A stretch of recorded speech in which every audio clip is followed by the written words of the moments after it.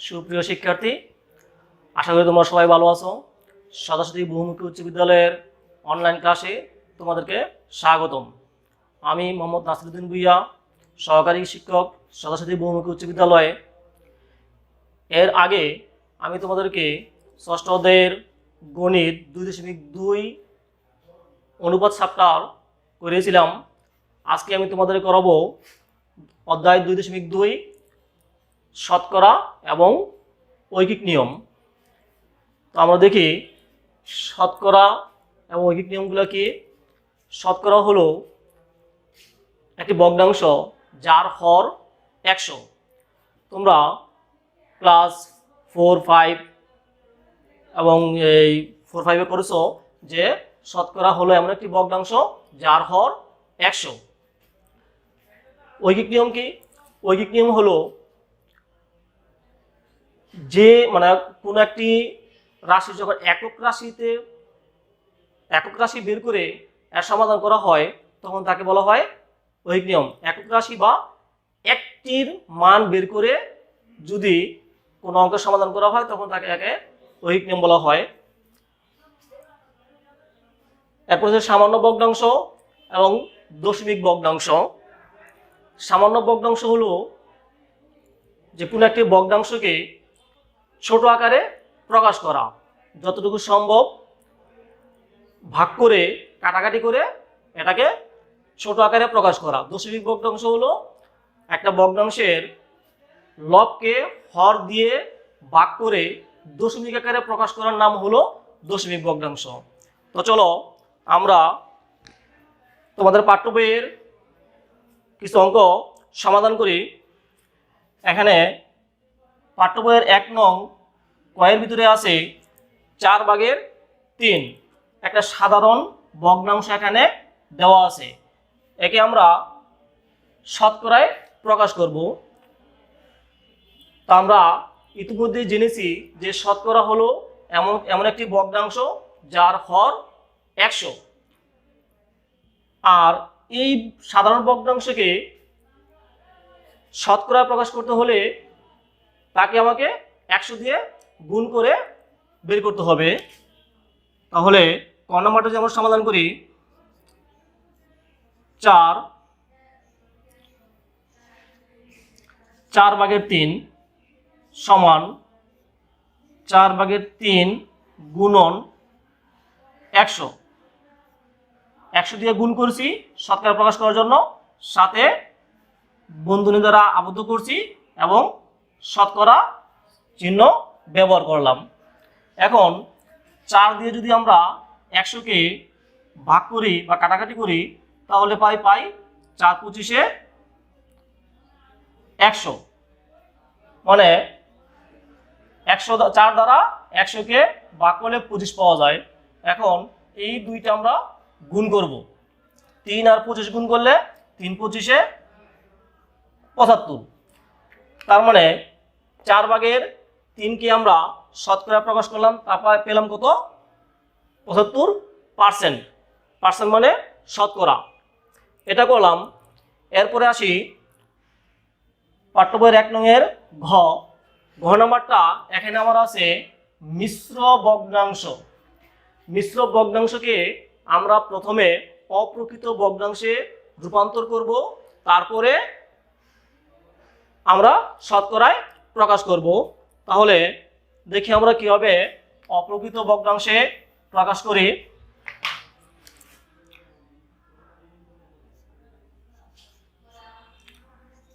2/25/6।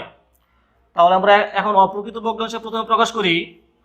অপ্রকৃত মিশ্র ভগ্নাংশকে অপ্রকৃত ভগ্নাংশে প্রকাশ করতে হলে আমার যেই ভগ্নাংশের হর যা আছে হর ঠিক তাই থাকবে, হরের কোনো পরিবর্তন হবে না। এখন লব কি হবে? যে সমস্ত যেই আছে এইটা এবং হরকে গুণ করে লব যোগ করে তাহলে আমরা এই মিশ্র ভগ্নাংশকে অপ্রকৃত ভগ্নাংশে রূপান্তর করব। তাহলে 2 আর 25 গুণ করলে পাইতেছি কত? 25 আর 2 গুণ করলে 50। 50-এর সাথে 6 যোগ করলে পাই 56। এখন আমরা একটা অপ্রকৃত ভগ্নাংশ বা সাধারণ ভগ্নাংশে প্রকাশ করলাম।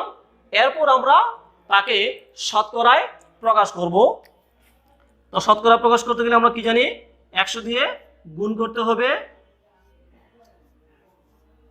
25/56 গুণন 100, তাকে আমরা বন্ধনী দ্বারা আবদ্ধ করলাম, তারপরে শতকরা চিহ্ন ব্যবহার করলাম। 25 দিয়ে যদি আমরা 100কে কাটাকাটি করি তাহলে পাইতেছি কত, 4 25 100। এখন 56 আর 4 গুণ করলে কত পাই, 4 6 24 4, হাতে আছে 2, 4 5 20 আর 2 22, 224%। তার মানে 2 সমস্ত 25/6কে শতকরা প্রকাশ করলে আমরা কত পেলাম, 224% পেলাম। এরপরে আরেকটি ভগ্নাংশ পেলাম, এখানে দশমিক ভগ্নাংশ। আমরা দশমিক ভগ্নাংশকে যখন শতকরায় প্রকাশ করব তখন প্রথমে আমাকে এটা সাধারণ ভগ্নাংশে রূপান্তর করতে হবে। তো আমরা জানি দশমিক ভগ্নাংশকে সাধারণ ভগ্নাংশে রূপান্তর করতে গেলে কি করতে হয়, এ হলো আমার দশমিক ভগ্নাংশ। তো দশমিক ভগ্নাংশকে আমরা কিভাবে সাধারণ ভগ্নাংশে রূপান্তর করব, আমরা জানি দশমিক ভগ্নাংশকে সাধারণ ভগ্নাংশে রূপান্তর করার জন্য এখানে যা আছে ওই দশমিক ভগ্নাংশের দশমিক ছাড়া যা থাকবে সম্পূর্ণটাই আমরা ভগ্নাংশের লবে বসাবো।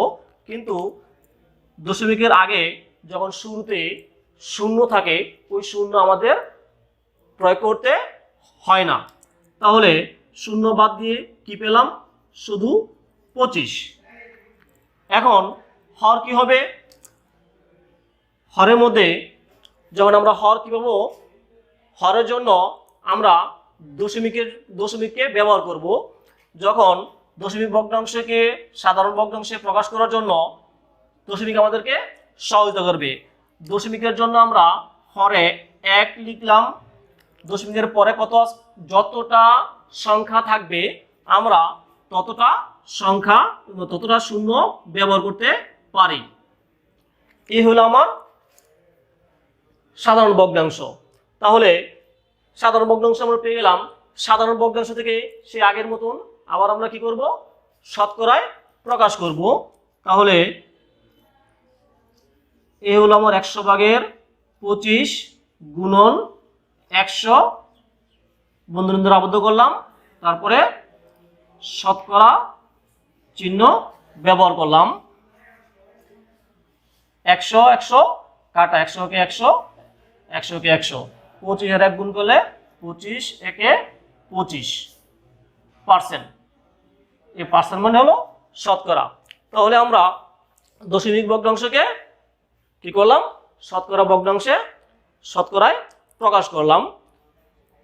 এরপরে আসে 6 নম্বর, ঠিক সেম 6 নম্বরটা দেখি।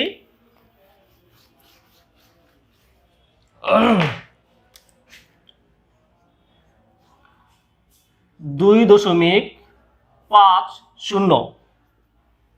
আগের মতন আবার আমরা এই দশমিক ভগ্নাংশকে সাধারণ ভগ্নাংশে রূপান্তর করি। তাহলে দশমিক ভগ্নাংশকে আমরা সাধারণ ভগ্নাংশে রূপান্তরের জন্য এর পূর্বে আমরা বলেছি যে দশমিক ছাড়া যা থাকবে তা আমরা ভগ্নাংশের হরে বসাবো 255। আর দশমিকের জন্য হরে 1 লিখলাম, দশমিকের পরে কয়টা ঘর আছে, 2টা ঘর, 2টা শূন্য দিলাম। এই পেয়ে গেলাম আমরা সাধারণ ভগ্নাংশ। এখন এই সাধারণ ভগ্নাংশকে আমরা কি করব, শতকরায় প্রকাশ করব। তাহলে 100/250 গুণন 100 বন্ধনী দ্বারা আবদ্ধ করলাম, শতকরা চিহ্ন ব্যবহার করলাম। তাহলে এই 100 একে 100, 25 আর 250 আর 1 গুণ করলে 250, নিচের 1 ব্যবহার করতে না, শতকরা চিহ্ন ব্যবহার করলাম। তাহলে আমরা এই দশমিক ভগ্নাংশকে শতকরা ভগ্নাংশে বা শতকরায় প্রকাশ করলাম। এরপরে আসি বর্গীয় জ নাম্বার।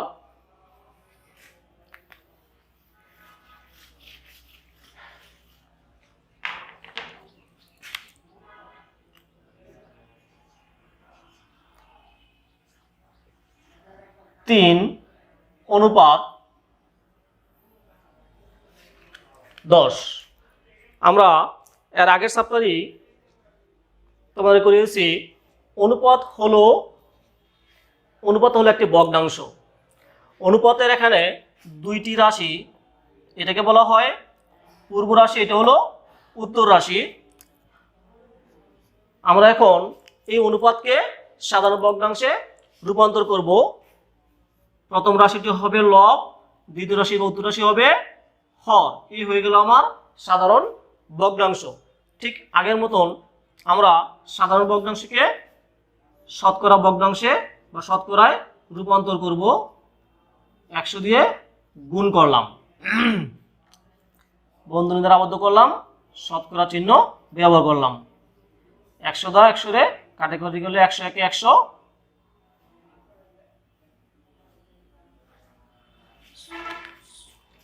সরি 10/3 গুণন 100, তারপর বন্ধনী দ্বারা আবদ্ধ করলাম, শতকরা চিহ্ন ব্যবহার করলাম। 10 দিয়ে 100 কে ভাগ করলে পাই 10 10 এ 100, 10 একে 10, 10 আর 3 গুণ করলে কত পাইতেছি? 3 10 এ 30, শতকরা চিহ্ন ব্যবহার করলাম। তার মানে 3 অনুপাত 10 কে প্রথমে আমরা সাধারণ ভগ্নাংশে রূপান্তর করলাম, এরপরে তা 100 দিয়ে গুণ করে আমরা শতকরায় প্রকাশ করলাম। 3 অনুপাত 10 কে শতকরা প্রকাশ করে কত পেলাম? 30% পেলাম। এইগুলো আমরা আমাদের এই তোমাদের পাঠ্য বইয়ের 1 নং এর গুরুত্বপূর্ণ যে সমাধানগুলা। এরপরে আমরা যাই 2 নং এ। 2 নং হলো সামান্য ভগ্নাংশ এবং দশমিক ভগ্নাংশ।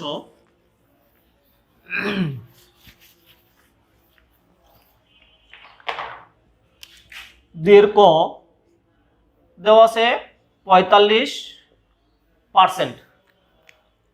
শিক্ষার্থীরা, আমরা এর আগেই জেনেছি যে পার্সেন্ট হলো এমন একটি ভগ্নাংশ বা শতকরা এমন একটি ভগ্নাংশ যার হর 100।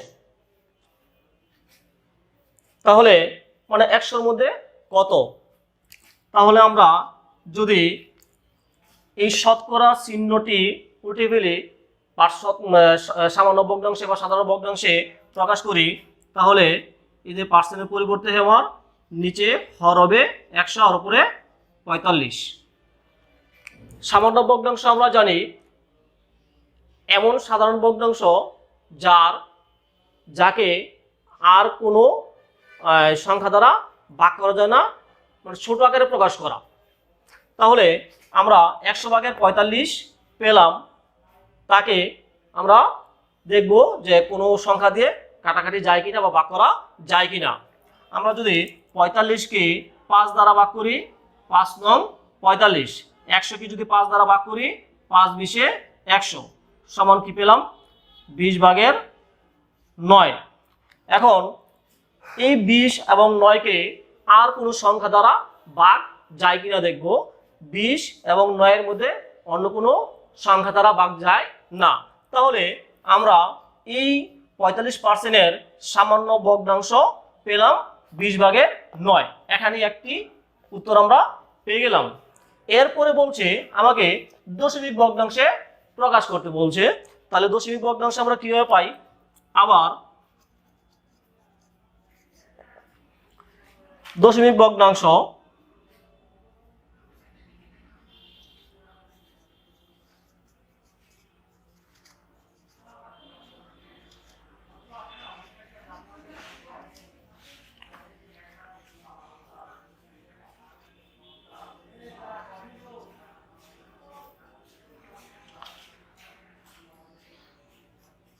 20/3 সমান 20/9। এই 9কে আমরা 20 দিয়ে ভাগ করে দশমিক ভগ্নাংশে প্রকাশ করি। আমরা সাইড নোটে এই 20 দিয়ে 9কে ভাগ করতে পারি। শিক্ষার্থীরা দেখো, 20 দিয়ে 9কে ভাগ করব। এখানে 9 হলো ছোট, তো ছোট সংখ্যাকে আমরা কিভাবে বড় সংখ্যা দিয়ে ভাগ করব? কখনো যদি ছোট সংখ্যাকে বড় সংখ্যা দিয়ে ভাগ করতে হয়, তাহলে এই ছোট সংখ্যাকে বড় সংখ্যায় রূপান্তর করার জন্য আমরা ফলের ঘরে প্রথমে দশমিক ব্যবহার করব। যদি ফলের ঘরে কখনো দশমিক ব্যবহার করি, তাহলে দশমিক আমাকে সাহায্য করবে, এই ভাগ করাকে সাহায্য করবে। তাহলে মানে দশমিক যখন আমরা দশমিক ব্যবহার করি, তখন যতক্ষণ পর্যন্ত এর সমাধান না হবে, দশমিক আমাকে সাহায্য করবে প্রতিবার একটি করে শূন্য নেওয়ার জন্য। তাহলে প্রথমে আমরা একটা দশমিক দিলাম, দশমিক দিয়ে এই যে 9 এর পাশে আমরা একটা শূন্য ব্যবহার করলাম। তারপরে 20 দিয়ে 90কে এখন যদি ভাগ করি, তাহলে কি পাই? 4 দ্বারা যদি গুণ করি, 20 এর 4 দ্বারা গুণ করলে পাইলাম কত? 80। বিয়োগ করলে 0, 28 9 1। আবার ছোট, তো আমরা যখন একবার দশমিক ফলের ঘরে দশমিক নিয়েছি, তাহলে যতক্ষণ পর্যন্ত এর সমাধান না হবে, ততক্ষণ পর্যন্ত আমরা প্রতিবার ডান পাশে একটি করে শূন্য নিতে পারি। তাহলে একটি করে শূন্য নিলাম। এবার 20 দ্বারা 100কে ভাগ করবো। 20 দ্বারা 20 যদি 5 দিয়ে গুণ করি, তাহলে পাই 5 20 100। এই পেয়ে গেলাম আমরা আমাদের সমাধান।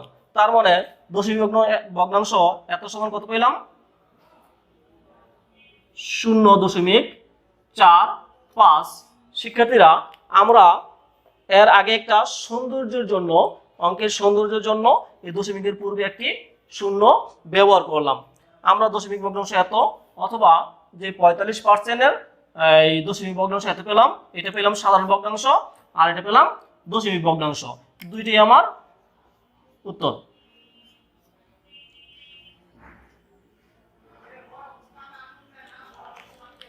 এইগুলো আমার সামান্য ভগ্নাংশ এবং দশমিক ভগ্নাংশ।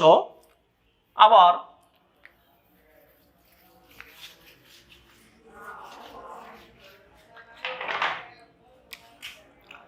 খ নাম্বারটা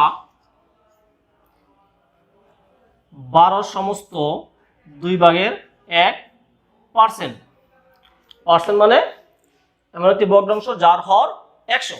তাহলে এটাকে কি করব? আমরা প্রথমে এই সমস্ত ভেঙে মিশ্র ভগ্নাংশকে অপ্রকৃত ভগ্নাংশে রূপান্তর করব। হর যা আছে তাই থাকবে। আমরা এই সমস্তের 12 সমস্ত যে যা আছে একে হরের সাথে গুণ করব, উপরেরটার সাথে যোগ করব। তাহলে 12 আর 2 গুণ করলে 12 × 24, 24 সাথে 1 যোগ করলে পাইলাম 25। এত পার্সেন্ট। এখন আমরা জানি শতকরা হলো এমন একটি ভগ্নাংশ যার হর 100। আমরা এখন কি করব?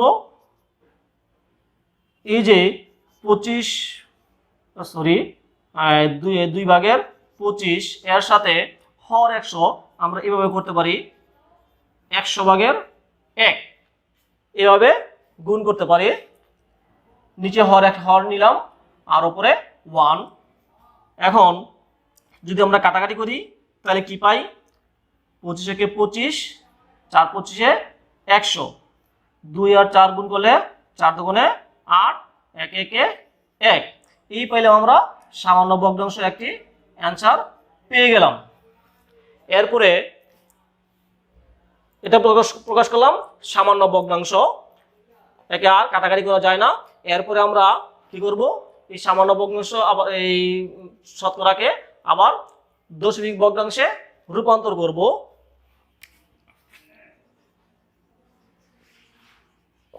আবার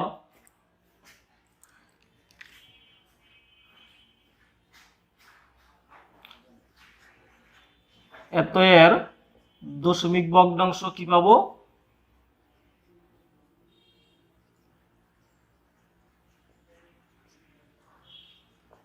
দশমিক ভগ্নাংশ সমান আমরা এখানে লিখে অথবা সাইটে আলাদা 8 দ্বারা 1 কে ভাগ করে দশমিক ভগ্নাংশে রূপান্তর করব। তাহলে শিক্ষার্থীরা তোমরা লক্ষ্য করো, আবারও আমরা যে 8 দ্বারা ভাগ করব, 1 কে ভাগ করব, 1 থেকে 8 বড়, 1 হলো ছোট, তাহলে ছোট সংখ্যাকে আমরা ভাগ করতে পারি না। তাহলে এই ছোট সংখ্যাকে বড় করার জন্য আমরা কি ব্যবহার করব, একটা দশমিক ব্যবহার করব। দশমিকের আগে আমরা একটা শূন্য দিয়ে নিলাম সৌন্দর্যের জন্য, এরপর দশমিক ব্যবহার করলাম। দশমিকের জন্য কি আসবে, যে বাহ্যর সাথে একটা অতিরিক্ত 1 যোগ করলাম, এখন এটা বড় হয়ে গেল। এখন আমরা 8 দ্বারা 10 কে যদি ভাগ করি, একটা যদি 1 একে 8 একে 8 বিয়োগ করলে 2, এরপরে আবার আমরা একটা শূন্য যখন ফলের করে দশমিক ব্যবহার করি, যতক্ষণ পর্যন্ত ভাগটা সমাধান না হবে ততক্ষণ পর্যন্ত আমরা কি করতে পারি, একটি করে শূন্য নিতে পারি। তাহলে 8 দ্বারা যদি 20 এর ভাগ করে 8 দ্বারা 2 এর গুণ করলে 8 দুগুণে 16, বিয়োগ করলে পাইলাম কত, 4। আবার একটা শূন্য আমরা নিলাম, নেওয়ার পরে আবার 8 দ্বারা এবার 40 হলো, 40 কে যদি ভাগ করি 5 8 40, 8 কে 5 দ্বারা গুণ করলে পাইলাম 40। তাহলে আমরা এই যে আমার অঙ্ক এখন সমাধান হয়ে গেল। তারপরে এখন আমরা কি পেলাম, 8 ভাগের 1 এর দশমিক ভগ্নাংশ কত পেলাম, 0.125, 125। এভাবে আমরা বাকি তোমাদের পাঠ্য বইয়ের 2 নংয়ের বাকি অঙ্কগুলো ঠিক একই রকম ভাবে সামান্য ভগ্নাংশ এবং দশমিক ভগ্নাংশে রূপান্তর করবা। তারপরে আসি আমরা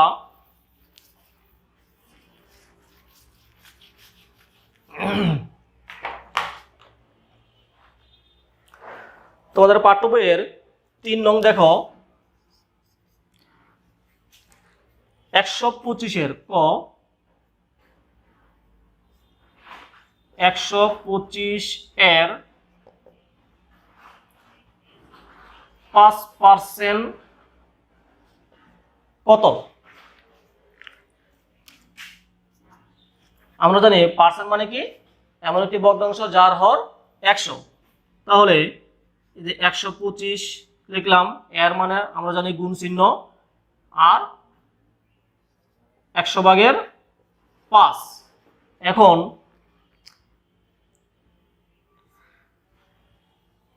100 এবং 125 কে যদি কাটাকাটি করি, 25 দ্বারা কাটাকাটি করলে 4 25 100, 5 25 125। তাহলে কি পেলাম, নিচে 4 উপরে 5 5 25, 125 এর 5% এত পেলাম। যখন এরকম একটা অপ্রকৃত ভগ্নাংশ অ্যান্সার পাই, মানে কোনো ভগ্নাংশের হর থেকে লব যখন বড় হবে তখন তাকে অপ্রকৃত ভগ্নাংশ বলা হয়। এবং এই অপ্রকৃত ভগ্নাংশ যদি আমরা অঙ্কের ভিতরে পাই, তাহলে আমাদেরকে অবশ্যই এই অপ্রকৃত ভগ্নাংশকে মিশ্র ভগ্নাংশে রূপান্তর করতে হবে। তাহলে কিভাবে করব, আমরা সাইটে এই 4 দ্বারা 25 কে ভাগ করে অপ্রকৃত ভগ্নাংশকে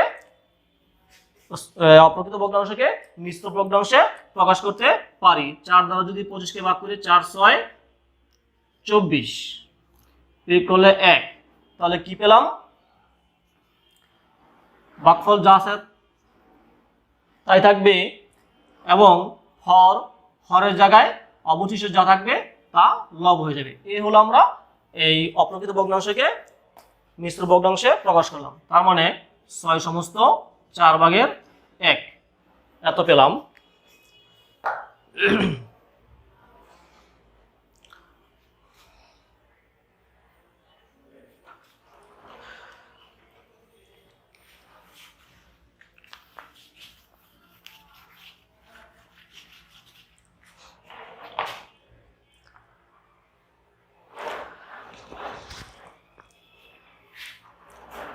একটি তোমাদের পাঠ্য বইয়ের 5 নং সমাধান বলছে একটি স্কুলে শিক্ষার্থীর সংখ্যা 50 জন 500 জন, এর মধ্যে ছাত্রের সংখ্যা 40% হলে ওই স্কুলের ছাত্র সংখ্যা নির্ণয় করতে বলছে। আমরা 5 নং সমাধানটা 5 নং প্রশ্নটা যদি লিখি এইভাবে, একটি স্কুলে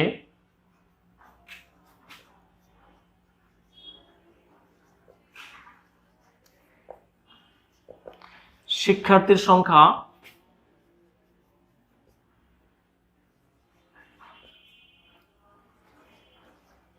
500 জন,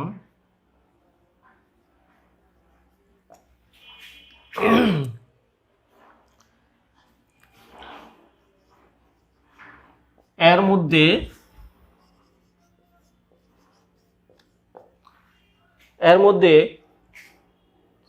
ছাত্রী সংখ্যা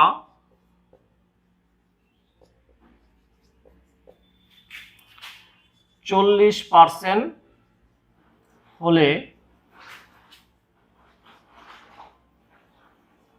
ছাত্র সংখ্যা কত?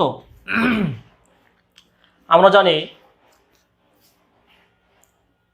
শতকরা মানে হলো এমন একটি ভগ্নাংশ যার হর 100, মানে 40% দ্বারা বোঝায় 100-র মধ্যে 40। তাহলে আমরা যখন কোনো একটি অঙ্ক সমাধান করব যেখানে শতকরা দেওয়া থাকবে ওইখান থেকে আমরা এর সমাধান করার চেষ্টা করব। এখানে যেহেতু 40% দেওয়া আছে, মানে 100-র মধ্যে 40, ছাত্রীর সংখ্যা 100-র মধ্যে 40, তখন আমরা এখান থেকে আমরা সমাধান বের করব। দেখি, আমরা জানি 40% মানে 100-র মধ্যে 40, শিক্ষার্থীর সংখ্যা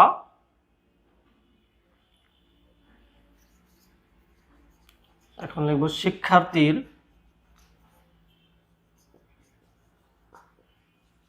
সংখ্যা 100 জন হলে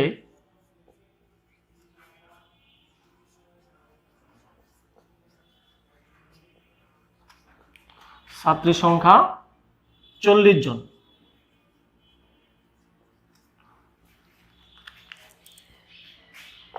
ছাত্রীর সংখ্যা ছিল কত? 40%, মানে 100 জন যেখানে শিক্ষার্থী থাকবে ওখানে ছাত্রীর সংখ্যা থাকবে 40 জন। শিক্ষার্থীর সংখ্যা 1 জন হলে ছাত্রীর সংখ্যা কত হবে? যখন এরকম হয়, এককে প্রকাশ করা হয় বা একজনেরটা বের করা হয়, তখন সবসময় আমার এই ডান পাশেরটা উপরে হবে, মানে 100 জন শিক্ষার্থীর মধ্যে ছাত্রীর সংখ্যা যদি 40 জন হয়, একজনের মধ্যে কি কম হবে, কম হলে বাদ, তখন এই ডান পাশেরটা উপরে আর বাম পাশেরটা 100 হবে নিচে। তো শিক্ষার্থীর সংখ্যা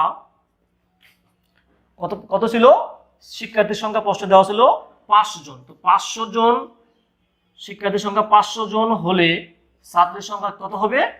বেশি হবে। বেশি হলে কি গুণ 40 গুণ 500, নিচে হবে 100। 100টা যদি আমরা 500-রে কাটাকাটি করি, 100-কে 100 আর 5 100-এ 500, 40 আর 5 গুণ করলে 45-এ 200 জন। আমরা ছাত্রীর সংখ্যা পেলাম 200 জন। আমার প্রশ্নের ভিতরে চাইছে কি? চাইছে ছাত্র সংখ্যা কত। তাহলে মোট শিক্ষার্থীর সংখ্যা থেকে যদি আমরা ছাত্র সংখ্যা বাদ দেই, তাহলে ছাত্রের সংখ্যা বাদ দেই, তাহলে আমরা ছাত্র সংখ্যা পেয়ে যাব। সুতরাং ছাত্র সংখ্যা হবে, মোট শিক্ষার্থী ছিল 500 জন, ছাত্রী ছিল 200 জন। তাহলে 500 থেকে যদি 200 বাদ দেই, তাহলে কি পাইতেছি? 300 জন। সুতরাং মোট ছাত্র সংখ্যা 300 জন। এটি আমার উত্তর। তাহলে ডিয়ার স্টুডেন্টস, তোমরা বাসায় বসে এভাবে এই শতকরা প্রকাশ এবং ঐকিক নিয়মগুলো যখন বাসায় এভাবে চর্চা করবে, তাহলে আশা করি তোমাদের অবশ্যই উপকার হবে। এবং যেহেতু এখন এই করোনাকালীন সময়ে তোমাদের ক্লাসগুলা ক্ষতিগ্রস্ত হচ্ছে, তোমরা অবশ্যই বাসায় বসে বসে অনলাইন ক্লাসগুলা ফলো করবে, তাহলে তোমাদের যেই ক্লাস মিস হচ্ছে এর ক্ষতিটা কিছু হলেও কম হবে। ভালো থাকো, সুস্থ থাকো। আল্লাহ হাফেজ।